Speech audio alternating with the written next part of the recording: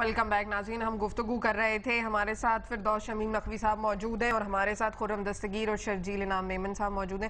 شرجیل, میرا آپ سے یہاں پر یہ سوال ہے کہ کل اگر ہم شاہ صاحب کی باتیں سنتے ہیں, شاہ محمود قریشی صاحب کی, تو ان کا بھی یہی کہنا ہے کہ جی کابینہ میں وہ چہرے موجود ہیں جنہوں نے بے نظیر محترمہ کو دھوکہ دیا, ان کو خوش نہ رکھا اور ان کو چھوڑ کر چلے گئے, اور زرداری اور ان کے مخالف تھے, اور زرداری صاحب انہی سے سکھ کی امید کر رہے ہیں. اور یہ کچھ بیانات جو ہیں یہ ذوالفقار مرزا صاحب جیسے ہی لگ رہے ہیں. مطلب کیا وجہ ہے کہ لوگ آپ کی پارٹی چھوڑ کر جا رہے ہیں؟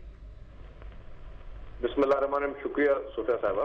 پہلی بات یہ کہ مخدوم شاہ محمود قریشی صاحب کی ہم بڑی عزت کرتے ہیں ذاتی طور پر, لیکن جو انہوں نے بات کی مجھے یہ بات اچھی نہیں لگی, کیونکہ جب تک آپ کابینہ میں موجود تھے تو آپ کو یہ ساری چیزیں جو اگر آج پرابلم تھے تو وہ کل بھی پرابلم تھے, تو آپ اس وقت ود ان دا پارٹی ان چیزوں کو آپ ایڈریس کرتے. دوسری بات یہ جو کچھ چہروں کی بات کی گئی ہے, دیکھیں بات سنیں, اپنے مختلف دوروں میں ادواروں میں کافی لوگوں نے پارٹی چینج کی ہیں, اور یہ میری قائد محترمہ بے نظیر بھٹو صاحبہ کا ہی ویژن تھا کہ ریکنسیلیشن کی سیاست ہونی چاہیے پاکستان میں.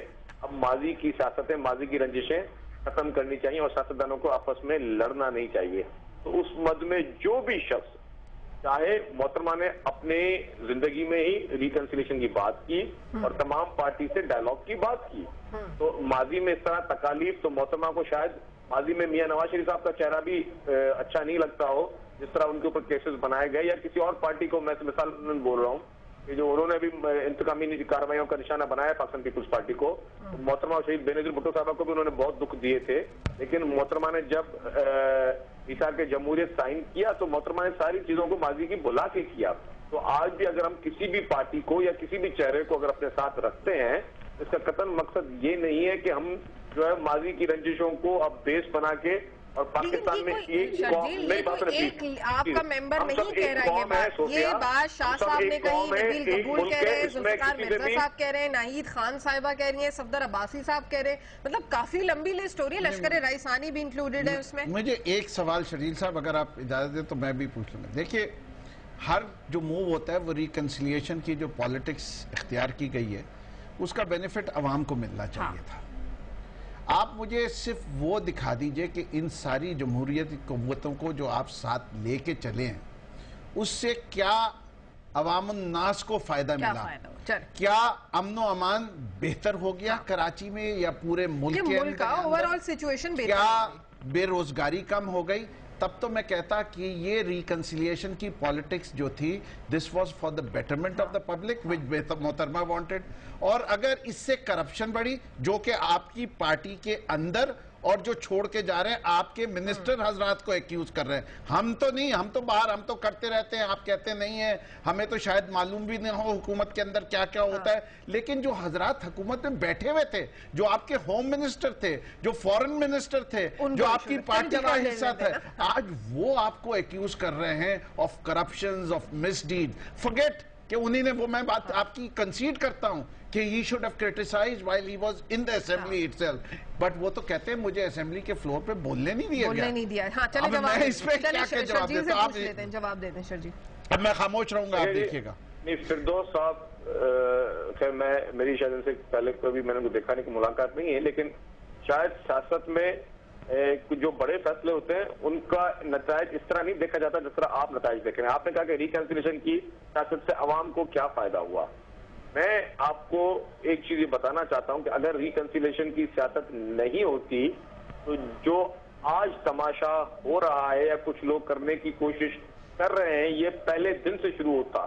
اگر ریکنسیلیشن کی سیاست نہیں ہوتی تو محترم آصف علی زرداری صاحب کہتے کہ بھائی پہلے میرے جو 11 سال جیل میں مجھے رکھا گیا اور جس نے مجھے جیل میں رکھا اس میں جو ٹول بنا پہلے, اور مجھے جھوٹے کیسز میں اندر رکھا گیا, پہلے تو میں ان سب کو جیل میں ڈالوں.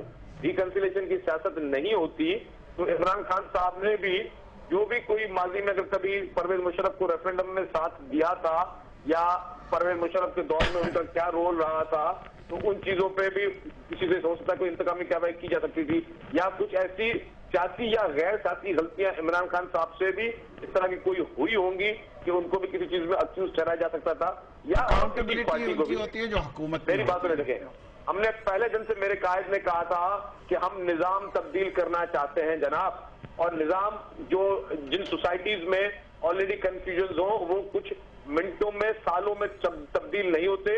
उस निजाम को तब्दील करने के लिए टाइम लगता है। कितना टाइम लगेगा शर्जील, अंदाजन कितना टाइम लगेगा? मेरी बात सुने सोफिया, जो भी आज बातें की जा रही हैं, जो सिस्टम की जा रही है, मैंने खैर खुर्रम दस्तगीर साहब की बात नहीं सुनी, लेकिन कुछ चीजें मुझे समझ में आई, उनका मैं उनको जवाब जरूर दूंगा। लेकिन एक मैं बात जरूर कहूंगा कि जो आज मसाइल का जिक्र किया जाता है, मेरे सारे सीनियर लोग बैठे हुए हैं, मेरा ख्याल से उनकी आवाज कट गई। मैं एक बात कहना चाहूंगा, देखिए मैं एक इसके ऊपर, देखिए अब मुझे इजाजत दे बस एक छोटी सी बात कहूंगा और उसके बाद आपसे।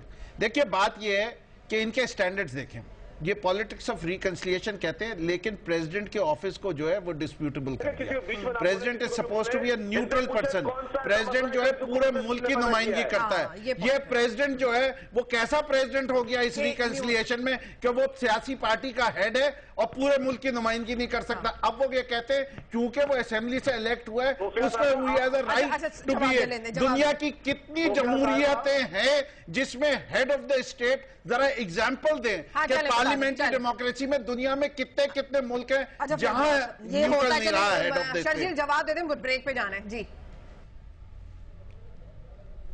बुजुर्ग हैं और उन्होंने बीच में मेरी बात को टोका, मैं तो कुछ बोल दूंगा, अच्छी बात नहीं। बात यह है कि मैं इनकी खैर इनकी बात को जवाब देने के लिए नहीं बैठा हूं और मैं इनकी हर बात को जवाब दे सकता हूं। बात यह है जो मैं कर रहा था कि इस आपने जो भी करप्शन की या जो मसाइल की बात कर रहे हैं, कौन सा ऐसा मसला है जो इस हुकूमत ने पैदा किया है? नहीं, इससे पहले आपके वजीरों ने की साबिक, मैंने तो कोई आप पे इल्जाम ही नहीं लगाया जनाब। नहीं, मैं आपको बात बता रहा हूं, आप बीच में नहीं बोला करें जनाब। आपको ये देखिए, टॉक शोज का भी एक ये होना चाहिए कि कोई भी अगर मुआशरे का भी तरीका कोई बात बंदा कर रहा होता है तो जो मौजूद आदमी होता है जिसको एटिकेट होते हैं वो बीच में अपनी जुबान नहीं चलाता। ये एटिकेट के खिलाफ होती है बात। जी भाई, मैं आपसे तहजीब सीख रहा हूँ। अच्छा ब्रेक ले लेते हैं।